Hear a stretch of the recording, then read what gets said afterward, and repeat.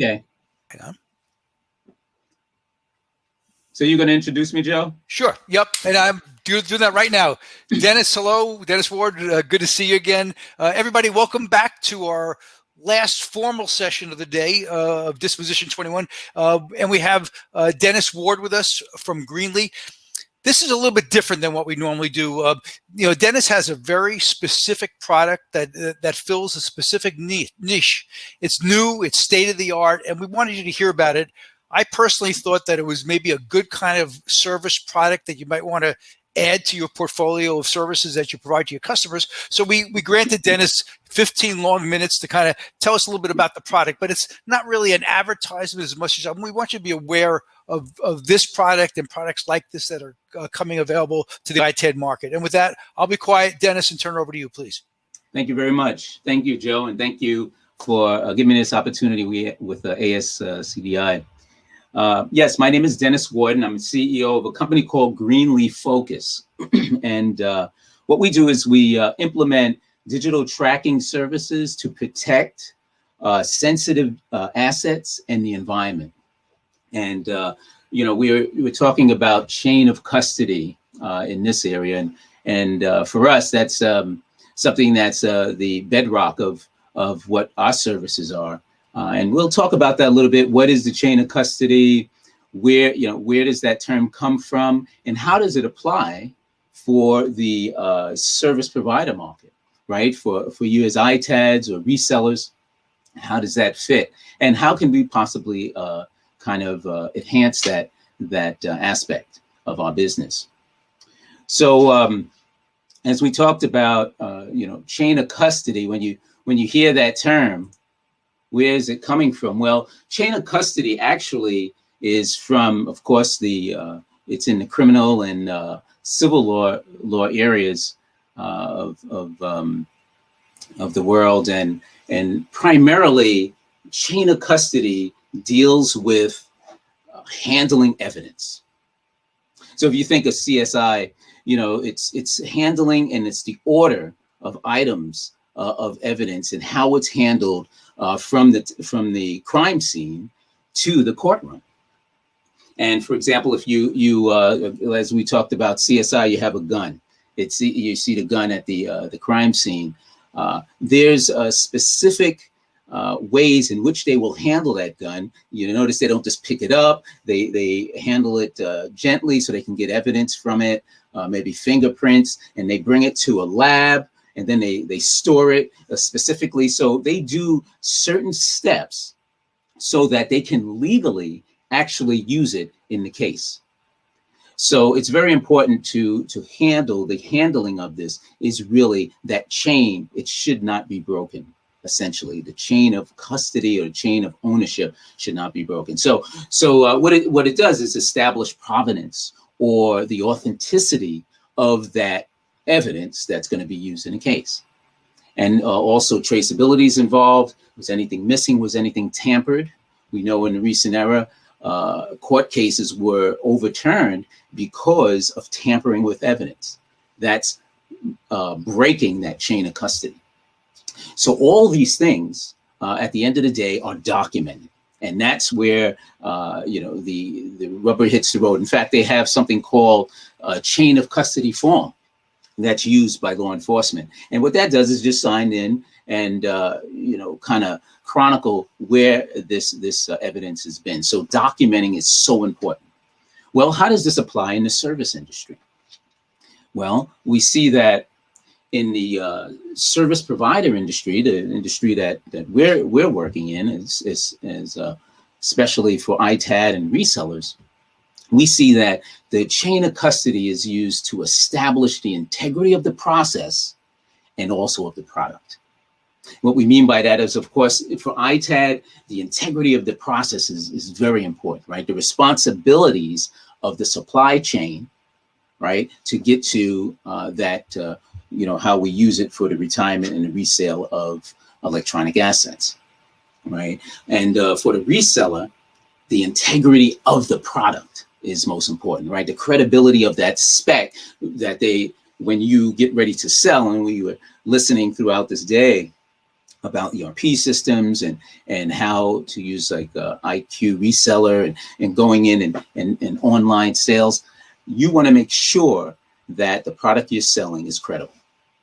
So we see that chain of custody is so important in that aspect. So let's look at this supply chain that we use and see how chain of custody, the quality of the chain is maintained. So we see here a typical chain that's in our industry, right? We have the base, which is the enterprise, and the enterprise, has the product. These are your customers, right? And your customers, by extension, are using your services. So you have to more or less comply with a lot of the things that they use. But then especially with you having something like that's going to be retired, of course, the equipment, it has to be transported. And when it's transported to your facility, definitely you have many processes that you perform on that asset. And then finally it goes into storage, of course, and get resold. But now, how does that quality maintain? And how is the chain of custody maintained? Well, of course, it's through the alphabet soup we see in the bottom, right? We see many certifications, nationally, internationally, even state level, that need to be complied to, regulatory standards to keep that chain of custody in place.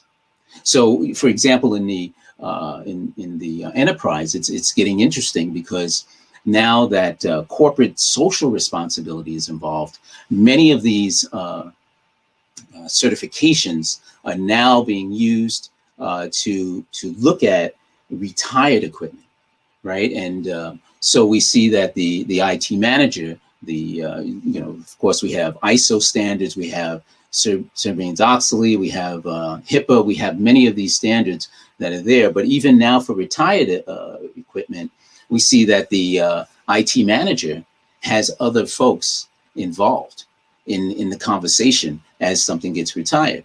Before it used to be the IT manager, maybe sustainability manager. Now we're seeing CISOs, right? Security information security officers, chief information security officers. We see ops managers, legal. We see maybe even lawyers involved in this conversation because they're trying to maintain that chain of custody and also the quality of that service. And it passes down, right? Once the asset is now retired, it now has to be transported to the processor, and usually the processor, which is you as the ITAD, usually take that responsibility, right? Sometimes. So, how is that handled? Well, we see TAPA is one of the other certifications that are out there.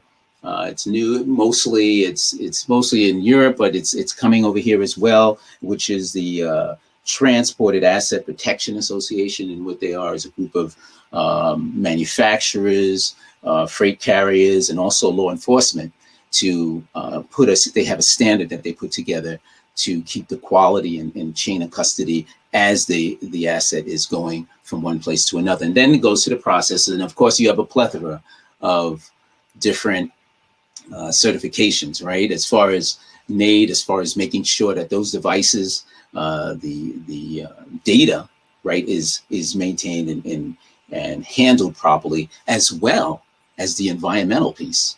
As we went back with the enterprise, having to understand that corporate responsibility there, corporate social responsibility, it also trickles down, right, to the ITAD. Dennis, So, I'm going to push you a little bit because just from stay on the schedule a little bit. A question: explain, your offering. How can our members work with you? I mean, I'm going to get right to the business question, if you will. Gotcha. So we go through this, right, and so the question is really how do we help? Well, we see that there's a vulnerability there, right? A weakness is in decommissioning and transport, and that's a big problem, right there. The enterprise, right after decommissions and then getting into the transport, that's the weakest link. And so how can we handle that? And why is it a weakest link, right? And then getting into the business question, we have many problems, right? Logistics providers you may use to transfer your equipment.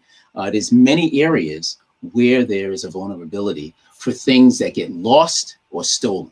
So we have a wonderful feature for keeping things straight, but what happens when something is lost or stolen? Everything goes out the window. And this is a concern, right, for enterprises. We see that, IBM, so forth, they're worried about data breaches. Everyone is, the enterprises. So, and there's an interesting point, 20% of retired assets, NAID talks about, are lost. So how do we take care of that? And we know that you folks, ITAD and resellers, you do a lot for the enterprise. And these are many things, but when something is lost or stolen, all of these pieces, zero, landfill, erasures, destruction, goes out the window. So the question is, how do we keep the asset secure so that we can maintain that chain of custody? What if you were able to, as an ITAD and a reseller, actually have a service or a tool, if you will, to work with proactively, work with your enterprise, basically sending them trackers that they can put on the actual asset and then follow that asset back to your location. And so if something gets lost or stolen, you will be able to actually track it and also give them visibility of the same things you're seeing. And also what's interesting is to have a report, right? To have a documented report. Remember, we've seen that documenting is very important in the chain of custody. And that's what we offer with the Loop Secure service. We want to help you to extend your secure boundary so that you can, one, proactively show your enterprise and they, give them the warm and fuzzy that you know what's going on. So what does our offering entail? So we have reusable trackers. We have a secure dashboards. Trackers, if they get pulled off of the asset, it has an alert signal, goes to the dashboard, and it's chronicled. Everything is time-stamped, chronicled. You can actually get a map of the locations just in case something gets lost or stolen. This gives another level beyond the certifications that are there now for security. As mentioned, we give quantifiable reports to maintain that chain of custody. And it's pretty simple. What we do is you partner up with us, then you will be able to, you get trackers. You can send it to your enterprise. They can put it onto the devices. It's already provisioned. You can provision for them.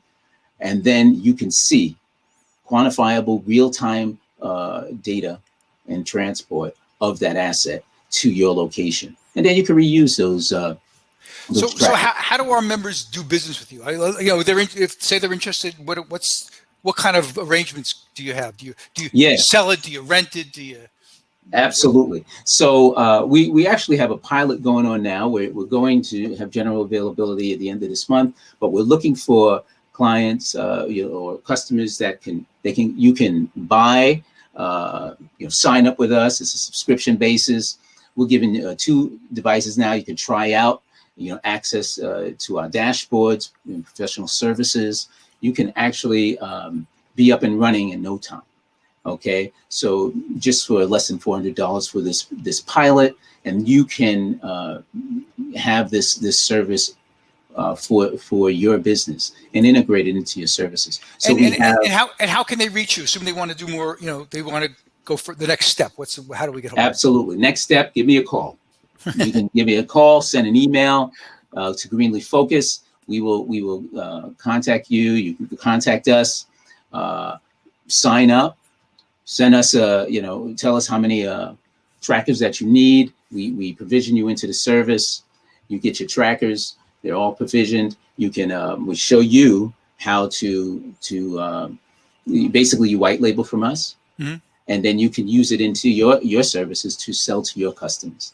It's a wonderful way to show that you care, and they will realize that.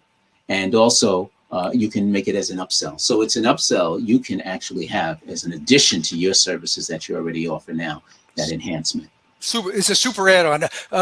Dennis, thanks. I know I stepped on you a little bit and cut you a little short. No worries. But I do understand. But it's fabulous. I mean, we wouldn't have had you come if we didn't think it's really a good product, something our members should be looking at now and into the future. So thank you for doing that. Appreciate it. Oh, absolutely. Absolutely. Thank you, Joe. So folks, what we're going to do now, let me see if I can take back the screen. Can I do that? I can.